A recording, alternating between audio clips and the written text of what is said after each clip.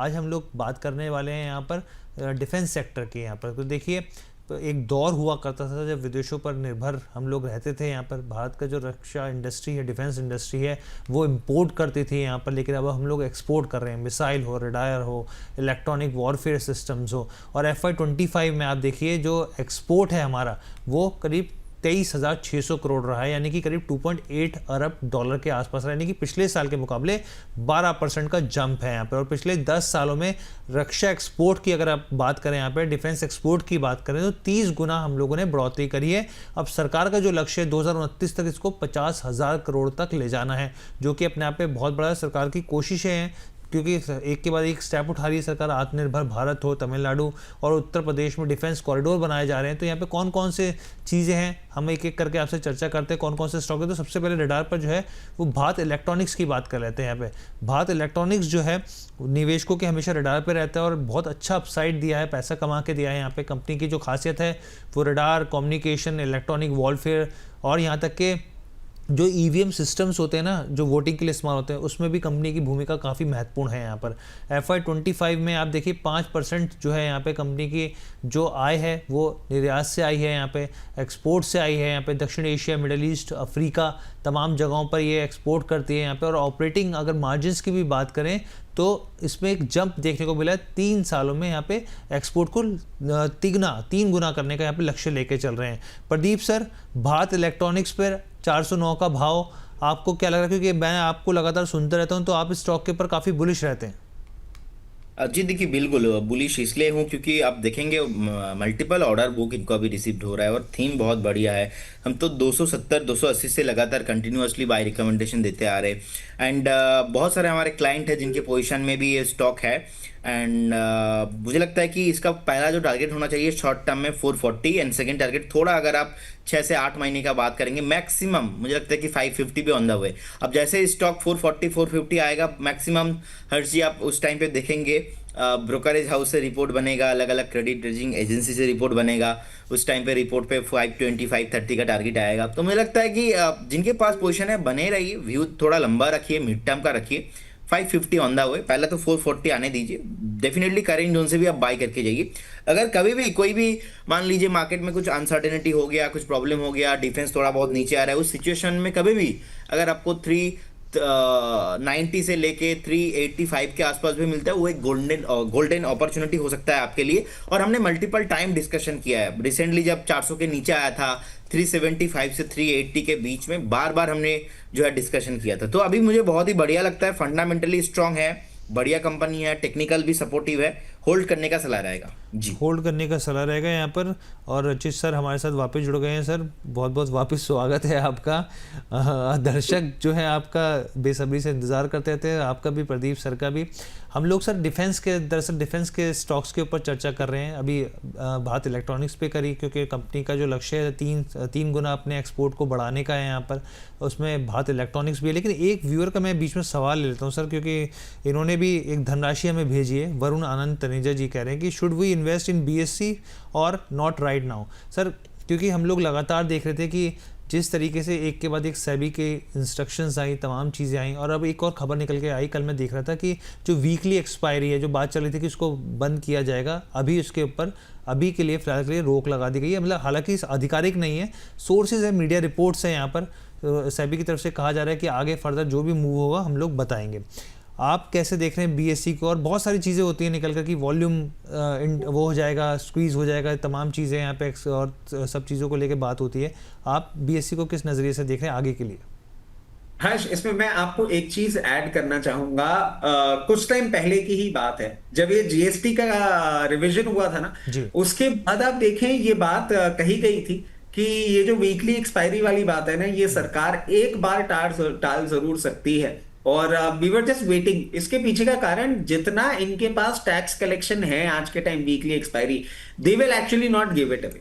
तो ये चीज कहीं ना कहीं पुष्टि भी होती हुई दिख रही है। और हमेशा की तरह पहले ही, क्योंकि आपको you just have to join the dots and you will get to know what will happen. अब जो सवाल है इनका, BSC क्या यहां ले लेना चाहिए, तो मैं इनको एक ही चीज कहूंगा कि डेफिनेटली ले तो लीजिए, मगर एक चीज का ध्यान कर लीजिएगा कि इसमें आपको एक बार मूवमेंट जरूर देखने को मिल सकता है जो कि इसको थोड़ा सा लोअर लेवल पे लेकर आ सकता है। तो एक स्टैगर्ड मैनर में लेने की हम बात करेंगे, यहां से आप लेना चालू करेंगे और 2150 तक जहां आपको मिलता है वहां तक आप इसको ले सकते हैं। और ये जो रेंज है ना, ये आपको थोड़ी बड़ी जरूर लग रही है, बट जिस तरीके से मूवमेंट अब ये आपको करता हुआ दिखेगा, आपको नए लेवल्स भी खोलता हुआ दिख सकता है। 3050 पहला लेवल होगा और फिर 3400, और सेम ही ग्राउंड्स पे एमसीएक्स जो हमने कॉल दी, आप देखें 52 वीक हाई जो जनरेट कर रही है अभी, बीएससी भी आपको वैसा ही मूवमेंट करता हुआ दिखा सकता है।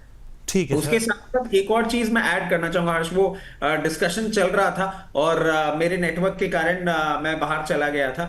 टाटा मोटर्स पे जो भी दर्शक ये बोल रहे हैं ना मैं लुट गया, उनको मैं एक चीज कहना चाहूंगा, they should be happy, all of them should be rejoicing today, and why do I say so. आप हर्ष आप भी पढ़िएगा और सारे मैं दर्शकों को कहूंगा एक थोड़ी सी रिपोर्ट्स पढ़ें ब्रोकरेज हाउस की। दे वर एक्सपेक्टिंग 50-50 और 50-48% split between Tata Motors passenger vehicle और कमर्शियल व्हीकल। आज जो आप प्राइस देख रहे हैं ना, ये पैसेंजर व्हीकल वाली प्राइस है, और अगर आप 50-50 स्प्लिट देख रहे हैं ना, तो 832 रुपए का भाव ये आपको दिखा रहा है। तो ये एक अच्छा चेंज है जो कि कहीं ना कहीं हमें देखने को मिल रहा है। आप देखें कि जो कमर्शियल व्हीकल बिजनेस जो निकला है, उसकी वैल्यूएशन का आकलन 38% नहीं था, उससे ज्यादा था। तो कहीं ना कहीं स्टॉक ने एक अपना मूवमेंट चालू कर दिया है। Just wait for that particular stock to list. और मैं समझता हूं वो जो हम मॉर्निंग में बात कर रहे थे ना हर 736 रुपए के ऊपर जाएगा तो 880 रुपए जाएगा, सोते जी सोते जी। भी बोल सकते हैं, वो वाली सिचुएशन आपको आती हुई दिख सकती है। Don't get dishearten. वो जो दूसरा इसका भाई है उसको लिस्ट होने दीजिए, आपको पता लगेगा कि आप लुट गए या आपने पैसे बनाए। बिल्कुल, और नवंबर में इसकी लिस्टिंग होती हुई दिखी जिस तरह की संभावना है यहाँ पर। अब भारत इलेक्ट्रॉनिक्स की बात कर लेते हैं। यहाँ पे दूसरा काउंटर है, यहाँ पर मिसाइल, टर्पिडो और यहाँ पे काउंटर मेजर डिवाइसेस जो है कंपनी बनाती है। FY25 में अगर हम लोग देखें तो 1270 करोड़ का एक्सपोर्ट किया है, जो कि कुल आय का 4% के आसपास है। यहाँ पे एंटी टैंक मिसाइल और दूसरे सिस्टम जो है ये विदेशों में एक्सपोर्ट करती है। रचित सर, क्योंकि बेल के बारे में मैंने पूछा सर से, यहाँ पे प्रदीप सर से, आपका क्या नजरिया है स्टॉक के ऊपर? आप भेल की बात कर रहे हैं, बीएल की बात नहीं कर नहीं रहे सर, हैं? मैं बेल की बात नहीं कर रहा। बेल तो मैंने रचित जी से प्रदीप जी से पूछ लिया, माफ कीजिएगा।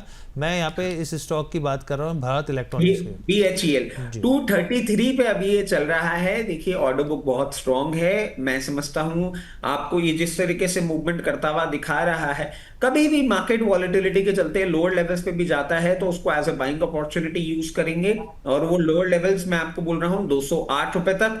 अपसाइड की जहां तक बात करें, अपसाइड अभी ये रजिस्टर आपको करता हुआ दिखा सकता है इन टाइम टू कम। सबसे पहला लेवल जो इसके लिए खुलता है अब के अपसाइड में वो होगा 256, और 256 के ऊपर मेंटेन करने के बाद 274 तक के भी लेवल्स ले सकता है ये देख लीजिएगा। डिफेंस स्पेस में एक लो बीटा मूवमेंट करने वाला काउंटर है, अकॉर्डिंगली अपनी पोजीशन बना के रखिएगा। ठीक है सर। तो आपने जो ये बताया ये BHEL के ऊपर बताया, एक्चुअली भारत डायनेमिक्स के ऊपर मेरा सवाल था सर। अच्छा, मैंने BHEL देख लिया था मैं अच्छा खुद। अच्छा ठीक है, जी जी। भारत डायनेमिक्स हम देख लेते हैं। 1507 के भाव पर है सर, आज हल्का सा स्लाइटली सा दबाव देखने को मिल रहा है। 1507 रुपए पे ये चल रहा है। आप अगर देखेंगे इसको, वैसे कंपनी डेट फ्री और ये सब चीजें तो हैं, वैल्यूएशन थोड़ा सा स्ट्रेच हो गया था रनअप के बाद, और उन्हीं वैल्यूएशंस को जस्टिफाई करने ही आ रहा है। दो चीजें हैं जो आपको समझनी होंगी। करंट लेवल्स पे अगर ये सपोर्ट लेता है और रिजल्ट्स अच्छे आ जाते हैं, तो उससे क्या होगा, जो वैल्यूएशंस हम स्ट्रेच की बात कर रहे हैं ना, वो कहीं ना कहीं जस्टिफाइड होती हुई आपको दिखेंगी। और उसके बाद एक मूवमेंट आएगा, सबसे पहला 1632, और 1632 के बाद एक अच्छा अपसाइड आपको ये दिखा सकता है। 1632 के ऊपर मेंटेन करते हुए 1980 तक भी बहुत कंफर्टेबली जा सकता है। अपनी पोजीशन बरकरार रखें। ठीक है, अस्त्र माइक्रोवेव की बात कर देते हैं यहाँ पर। और यहाँ पर आप देखिए रडार, वॉरफेयर और स्पेस टेलीमेट्री सिस्टम्स जो ये कंपनी बनाती है। अगर आप यहाँ पे देखें तो 10% आय जो है एक्सपोर्ट से हुई। अगर आप Q1 की बात करें, यहाँ पे इसरो, DRDO और इसके अलावा और बहुत सारी OEMs के लिए कंपनी काम करती है। और इसके अलावा रेवेन्यू में बढ़ोतरी देखने को मिली है। मार्जिन्स जो हैं वो भी पिछले, अगर आप क्वार्टर के हिसाब से देखें तो वो भी बढ़ते हुए दिखे हैं। अस्त्र माइक्रोवेव प्रोडक्ट्स के ऊपर हल्दर सर, आपकी क्या सलाह रहेगी यहाँ पे? देखिए मैं, मेरा पॉजिटिव व्यू है, और 1088 का अभी प्राइस है। जिस तरीके के ऊपर से थोड़ा बहुत हल्का हो रहा है, मुझे लगता है कि एक बार आपको अगर किसी को एवरेज करना है तो 1050 से लेके 1020, 1020 से लेके 1050 के आसपास आपको बाई ऑन डीप स्ट्रैटेजी रखना है। और मैं बहुत ही पॉजिटिव हूँ इस पर्टिकुलर काउंटर पे। मुझे लगता है कि मिनिमम 1.5 से 2 साल का व्यू होना चाहिए। 1450 से 1500 शॉर्ट टर्म टारगेट, 1700 1800 भी आपको आने वाला दिनों में आता हुआ दिखाई देंगे। फंडामेंटली अच्छा कंपनी है, थीम चल रहा है। शॉर्ट टर्म व्यू से अगर किसी को एक्यूमुलेशन करना है, ओवर पोजीशन नहीं करना, अगर एक्यूमुलेशन करना है 1020 से लेके 1050 एक बार आपको मिलेगा, उस बीच में आपको एक्यूमुलेट करके जाना है। जी जी। और यहाँ पे एमएस के नाम से किसी ने आईडी बनाई है, कहते वो क्या लिख रहे हैं यहाँ पे, कहते हैं किस्मत वालों को मिलती है मोहब्बत, वरना हर किसी को मुकद्दर नहीं मिलता। लेकिन यकीन मानिए जिस दिन प्रदीप जी की शादी होगी पूरा शहर कहेगा भाई किस्मत वाले हैं ये। ये जो कमेंट इनका आया है प्रदीप सर के पर, प्रदीप सर क्योंकि देखिए आप और रचित सर सब, विपुल सर का आप आपस में जो भी वो है मुझे आइडिया नहीं है, क्योंकि मैं तो आज ही आया हूँ यहाँ पर, मॉर्निंग का शो 10 बजे करने वाले। लेकिन सर ये किस तरह की, मतलब ये इस तरह की शेरो शायरी क्यों है सर? देखिए, लोगों का प्यार है, लोग प्यार करते हैं, और रजीत जी कभी कभी मेरा मजा भी लेता है बहुत। और नहीं, एक्चुअली प्यार करते हैं, दोस्ती है रचित जी के साथ, विपुल जी के साथ, आप बोनस फैमिली के साथ, व्यूअर्स के साथ। तो बस लोगों का प्यार है, लोग थोड़ा मतलब वो शायरी शेर वाला वो और हंसी मजाक चलता रहता है। और रही बात शादी का, करूंगा डेफिनेटली, लेकिन अभी रचित सर को और विपुल सर को मैं बोलने का मौका दे रहा हूँ अप टू 2028, 28-29 से पहले तो नहीं कर रहा हूँ। अभी काम पे थोड़ा फोकस करना है, नहीं तो जितने भी हमारे क्लाइंट्स आ रहे हैं वो बोलेंगे अरे प्रदीप सर आप तो बिजी हो जाएंगे। तो बस इसीलिए सर लोगों का प्यार है और कुछ नहीं। मैं भी बहुत आनंद रहता हूँ और आप सबके साथ शो करने में मुझे बहुत मज़ा आता है। और रचित जी कभी कभी मेरा थोड़ा ज़्यादा मजा ले जाता है, वो बात अलग है, लेकिन बाकी सब कुछ सर बहुत बढ़िया है। और सर लोग प्यार करते हैं, व्यूअर्स पसंद करते हैं हमें एक ही साथ देखना। और आज थोड़ा मैं विपुल जी को मिस कर रहा था, मतलब आप आए हो इसके लिए तो खुशी है ही, लेकिन विपुल सर को मैं अभी मैसेज किया तो उन्होंने बताया थोड़ा उनका तबीयत खराब है। तबीयत उनकी खराब है सर, बिल्कुल, कल भी काफ़ी नासाज थी उनकी तबीयत। जी, आई विश बहुत जल्दी उनका जो तबीयत ठीक हो जाए, सर यही है। हम भी उनकी स्पीडी रिकवरी की वो करते हैं, विशेष की जल्दी उनको ठीक करे भगवान। और लेकिन आपने जो बात बोली सर कि 28-29 तक शादी करेंगे, और आपने ये दूसरी लाइन यहाँ पे बोली कि आप बहुत वैसे ही बिजी रहते हैं, तो सर बिजी तो आप अभी भी बहुत ज़्यादा रहते हैं, तो मतलब 28-29 इतना लंबा टाइम क्यों सर? सर अभी तो सर काम करने का टाइम है। तो काम तो सर अभी भी कर रहे हैं आप, बहुत ज़्यादा काम करते हैं सर। अब बहुत ज्यादा तो सर काम कर ही रहे, और थोड़ा ज्यादा फोकस रखना है काम पे। हाँ। और 28-29 तक इसलिए करना है क्योंकि रचित सर को और विपुल जी को मौका देना है बोलने के लिए। नहीं तो अब शादी कर लिया, मान लो नेक्स्ट वीक ही मैंने कर लिया तो क्या होगा, तो उनका तो बोलने का जो टॉपिक था ना वो टॉपिक ही बंद हो जाएगा। तो इसीलिए मुझे टॉपिक बंद नहीं कराना है अभी, तो इसीलिए वो थोड़ा लेट पे करना है। सर बड़े बूढ़े कहते हैं रचित सर कि जल्दी शादी कर लेना चाहिए यहाँ पर, मेरे माता पिता भी यही कहते हैं, मतलब हम लोग सब जगह जो सुनते आए हैं सर। लेकिन रचित सर कह रहे हैं कि हल्दर सर कह रहे हैं कि मुझे लेट शादी करनी है। आपकी क्या राय है यहाँ पर, जल्दी करनी चाहिए? भाई साहब मेरी कोई राय नहीं है, मैंने राय देना छोड़ दिया है, मैं बिल्कुल दूर होके बैठ गया हूँ, मैं कुछ बोल ही नहीं रहा हूँ। और क्यों नहीं बोल रहा हूँ, क्योंकि जिन वीडियो में प्रदीप भाई मेरे साथ नहीं है ना, उन वीडियो में भी लोगों को आके ये लगने लग गया है कि मैं इनको बहुत नीचा दिखाने की कोशिश कर रहा हूँ, मजाक उड़ा रहा हूँ, ये कर रहा हूँ। मैंने कहा भाई हम तो हंसी मजाक करते थे, ये लोग अलग डायरेक्शन में उसको लेके जा रहे हैं। तो मैंने कहा भैया आप बिल्कुल चुपचाप होके बैठ जाओ, वरना कोई, जैसे कि मैंने आपको सुबह के शो में भी कहा था कि प्रदीप भाई के लिए मैं कोई भी कमेंट्री करूं, किसी दिन पता लगा कमेंट्री करने के बाद ऑफिस के बाहर निकल रहा हूं, लोगों ने मुझे धो दिया, क्योंकि इनकी फैन फॉलोइंग अलग लेवल पे। भैया अपन इतना बड़ा रिस्क लेते ही नहीं।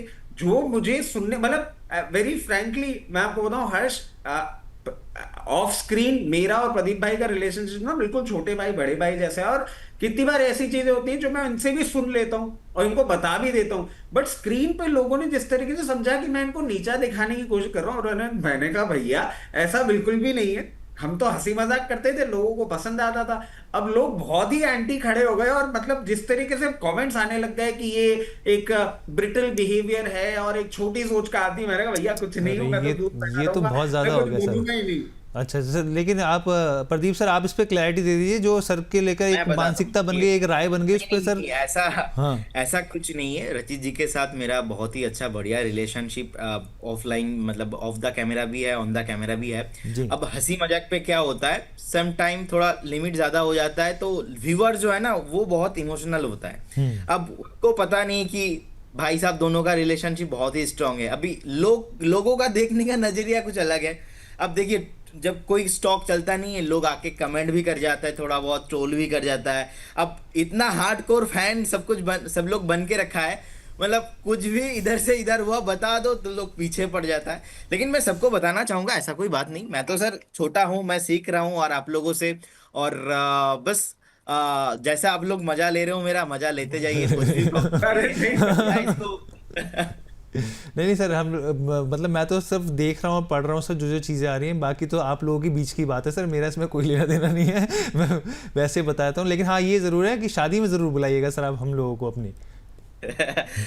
डेफिनेटली। चलिए अब हम लोग डाटा पैटर्न की बात करते हैं। जो मेरा सवाल सर प्रदीप सर आपने, रचित सर आपसे लिया था ना मैंने अभी लास्ट सवाल डिफेंस के ऊपर, ये प्रदीप सर से लिया था।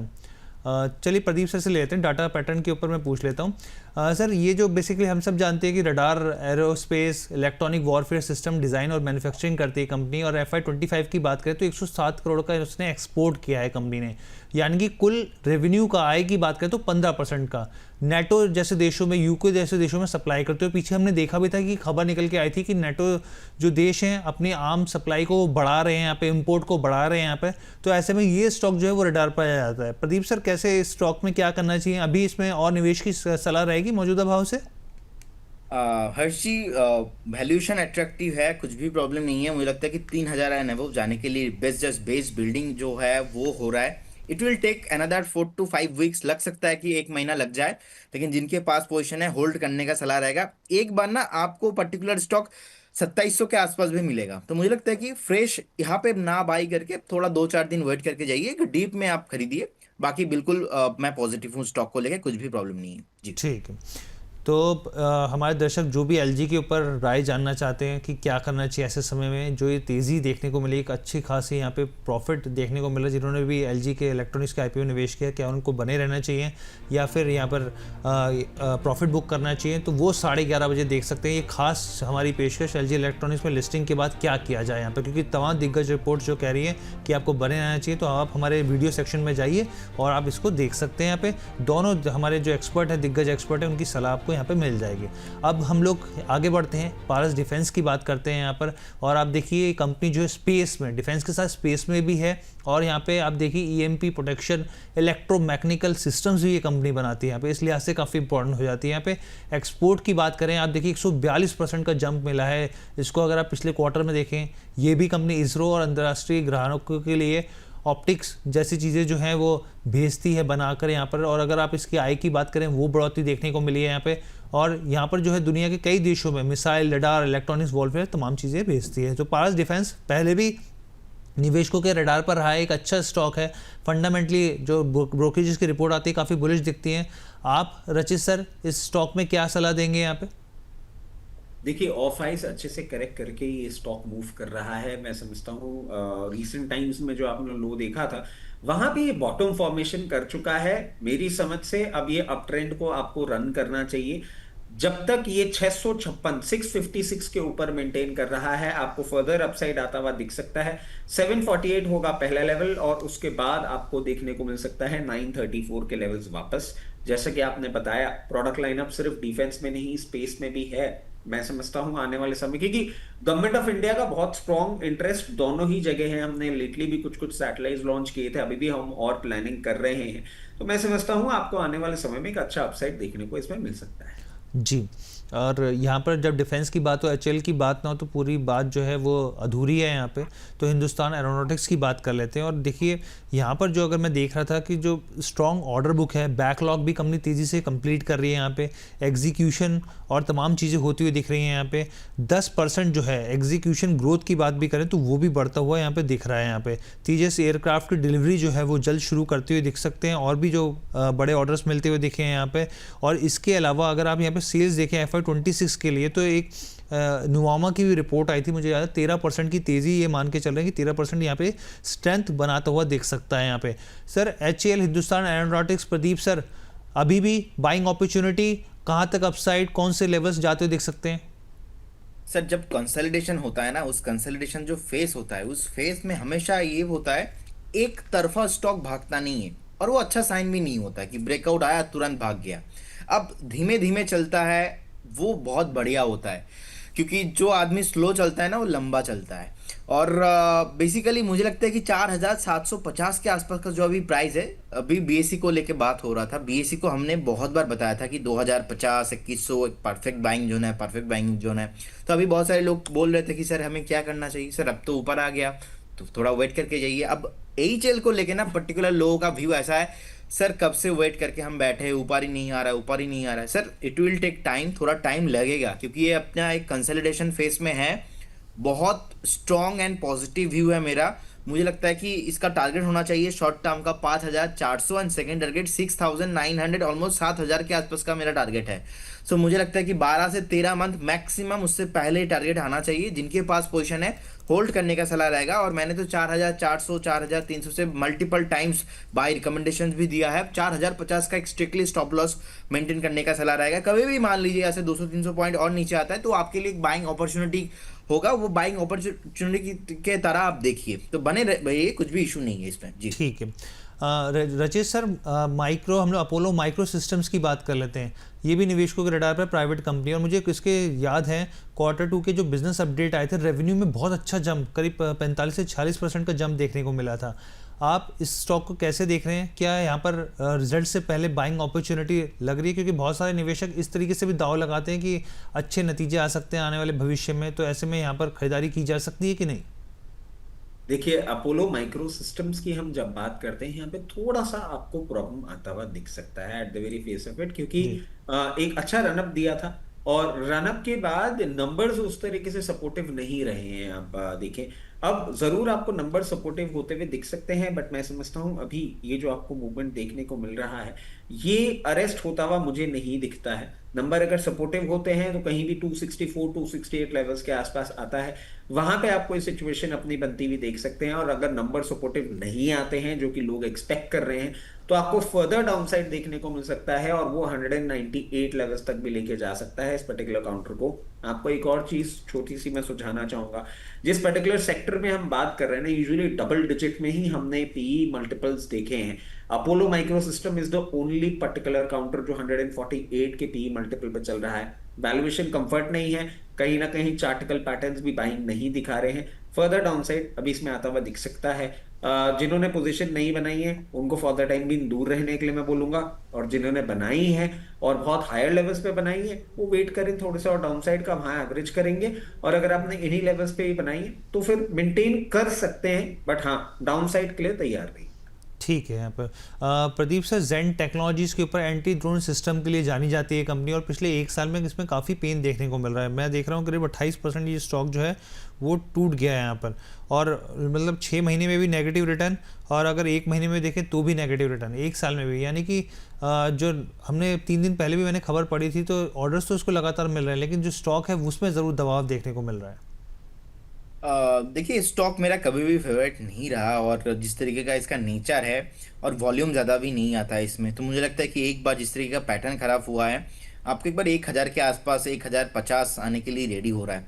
तो जिनके पास पोजीशन है आप देखिए, अगर आपको एग्जिट करना है तो आप करके जाइए, कोई इशू नहीं है। बाकी एक बार मैं डाउन साइड नीचे के साइड पे देखता हूँ, उसके बाद एक बार रिव्यू करना चाहिए।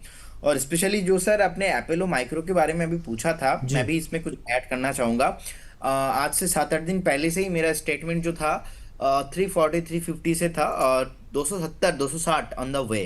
एंड जिस तरीके का आज का मूव है, क्योंकि बहुत सारे लोगों का क्वेरी भी कल था कि अरे यार इतना नीचे थोड़ी ना आएगा, थोड़ा आप चेंज कीजिए, कैसा आप देख रहे हो चार्ट, थोड़ा ठीक से देखिए, ऐसे बहुत सारे लोगों ने कमेंट किया था। सो मुझे लगता है कि 270 260 on the way Apollo Micro System, then एक बार वहाँ पे एक बार बाइंग अपॉर्चुनिटी बहुत बढ़िया से बन सकती है। क्योंकि शॉर्ट टर्म में जो रैली हुआ था ना, वो रैली एक हेल्दी करेक्शन के तौर पर मैं इसको देख रहा हूँ। शॉर्ट टाइम पे बहुत भाग चुका है, 270 260 एकदम लिख के रखिए ऑन द वे। ठीक है। अब क्योंकि हमारा एक ब्रोकर बोले भी एक सेगमेंट जाता है, तो उससे पहले सर, क्योंकि बहुत सारे स्टॉक्स हैं जो अभी हमने डिस्कस नहीं किया, लेकिन मैं आपसे रचित सर समझना चाहूँगा कि डिफेंस स्पेस में आपको कोई स्टॉक जो पसंद आ रहा हो, जो आपकी राय हो कि भाई यहाँ पर आप निवेश कर सकते हैं, आप फेवरेट स्टॉक आपके जो आपको लगे कि ठीक है, हाँ भाई ये जो है बेटर अपॉर्चुनिटी दिखा रहा है यहाँ पहले प्रदीप सर या मैं? सर रचित सर, पहले आप। अच्छा, देखिए हमेशा की तरह हम स्टिक अराउंड करेंगे हमारे सुपर सुपर फेवरेट एचएल। आज विपुल सर है नहीं, जी मैं डिफेंस में उनको अमिताभ बच्चन, एचएल को अमिताभ बच्चन और यहाँ पे उनको अमिताभ बच्चन बोलता हूँ।